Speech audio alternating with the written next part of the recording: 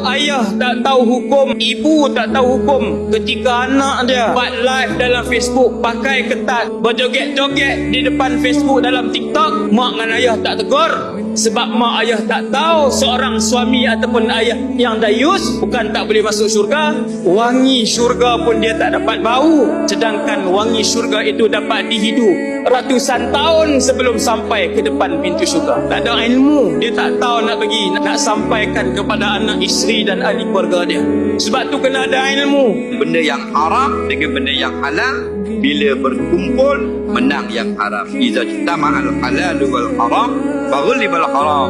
Benda yang halal, benda yang haram duduk sekali, menang yang haram. RM1 saja kita pakai baju duit haram, RM9 duit halal, RM1 je duit haram. Tak terima dah sembahyang. Nasihat untuk diri saya khususnya, macam mana pun kita pergi jauh dan kita lupa kepada Allah, maka baliklah untuk kembali kepada Allah Subhanahu wa ta'ala. Wahai anak-anak muda, malam ini saya ingin berpesan sebagai seorang ayah, jangan tinggalkan solat dalam hidup kalian. Yang kedua, jika kalian masih ada mak dan ayah, maka baliklah kepada mereka untuk minta doa mereka, kerana keberkatan seorang anak itu pada mak dan ayah.